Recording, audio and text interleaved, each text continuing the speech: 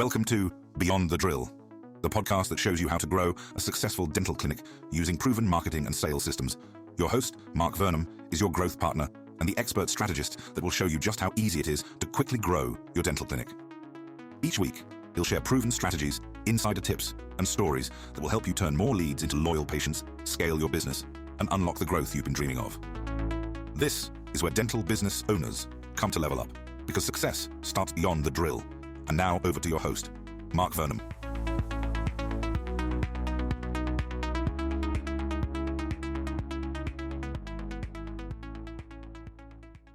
Welcome along. Today I want to talk about something you already have in your business that will bring you new clients that I know you are not doing anything with. Sounds good, right? Let's dive right into it. So here's something that clinics often overlook: dead leads. Now, when I say dead leads, I'm not talking about people who are unwilling to engage with you. No, I mean potential patients who, for one reason or another, lost interest or just didn't follow through. And believe me, when this happens, it's not a lost cause. These dead leads are actually untapped revenue just waiting to be revived. So why do leads go cold in the first place? It's not always because they're not interested. More often than not, timing's off. Maybe they were busy or had other priorities at the time. And let's not forget things like unclear calls to action or overly generic outreach that doesn't exactly shout, "We know what you need and we're here to help." Timing, clarity, and being personal, these are critical. Now, let me give you an example that really drives this home. There's a dental practice right here in Essex, and they had more than 50 leads just sitting there. After putting some updated strategies into place, things like polishing their follow-up emails and clarifying their messaging, they managed to convert 15 of those leads into new appointments. Yeah, you heard that right.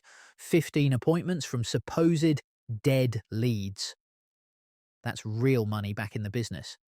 So the question becomes, how do you bring those leads back to life? Well, you've got to meet them where they are. Personalization is key. If you tailor your follow-ups based on their previous inquiries, you're way more likely to catch their attention. You can also bring in patient success stories, little moments that say, "We've helped people just like you." And if you want to sweeten the deal, offer them something exclusive, like a limited time discount or incentive. Sometimes that's all the nudge they need. One tool that works brilliantly for this kind of thing is an SMS-based database reactivation campaign. You send out personalized, automated text messages to those colder leads, and it's amazing how much that little buzz on their phone can do.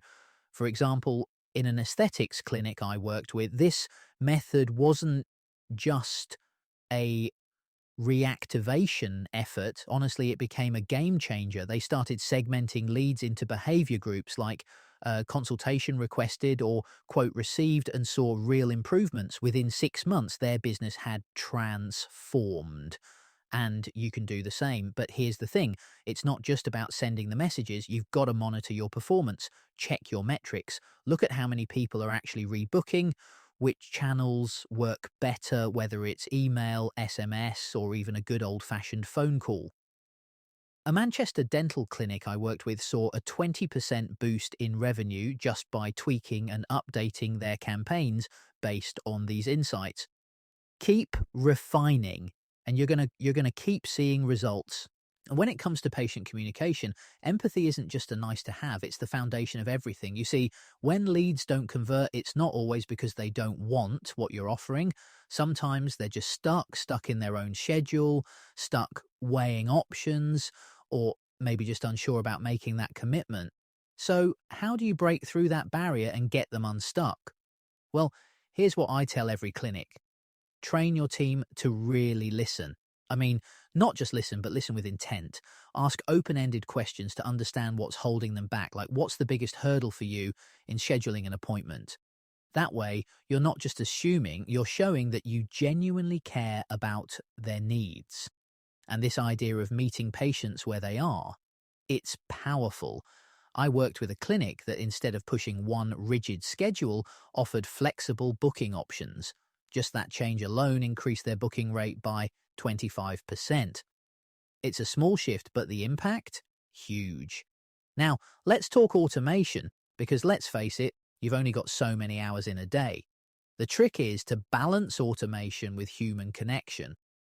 For instance, you can set up smart workflows. Start with an SMS reminder, simple and quick, right? Then follow it up with an email loaded with helpful content like FAQs or testimonials, and finish strong with a limited time offer. It's like giving your patients an easy roadmap back to your clinic. One of my clients did exactly this, and their DBR campaign alone boosted appointments by 10%. 10%, with nearly no extra manual effort. And don't forget to add that human touch even when you're automating. Something as simple as including the patient's first name or referencing their initial inquiry can, I'll tell you, make all the difference. It's what turns a basic follow-up into a personal invitation. Another creative way to re-engage?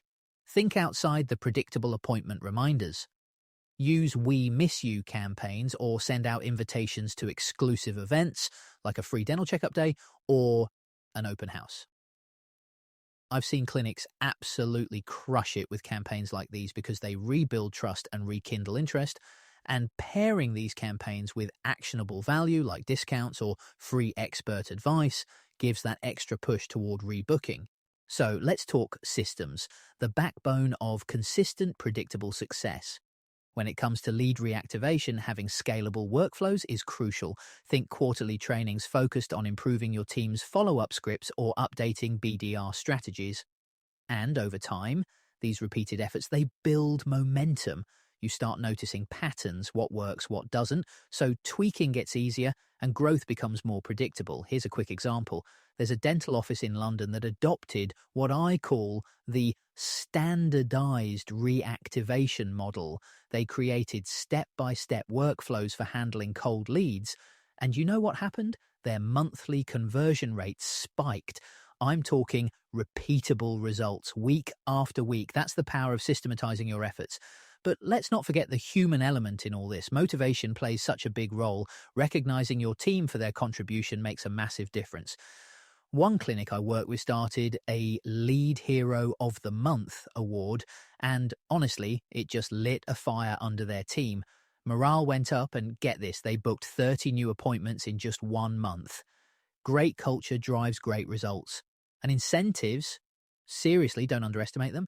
Look, it could be something as simple as a team lunch or a small prize tied to performance goals.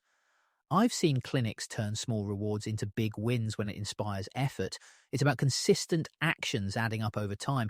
The truth is, growth doesn't happen by chance. It's not luck. It's about showing up day in and day out with systems, with strategy, and with a motivated team that believes in the vision. And when your team feels appreciated, when they see the results of their efforts, it's that consistency that pushes the whole clinic forward. Let's wrap it up here. At the heart of all this, it's about persistence matched with the right tools. Leads that once seemed out of reach, they're not lost. Build those systems, nurture your team, and never stop refining the process. Believe me, the results will follow. And that's all for today's episode. Thanks for tuning in, and I'll catch you next time on Beyond the Drill.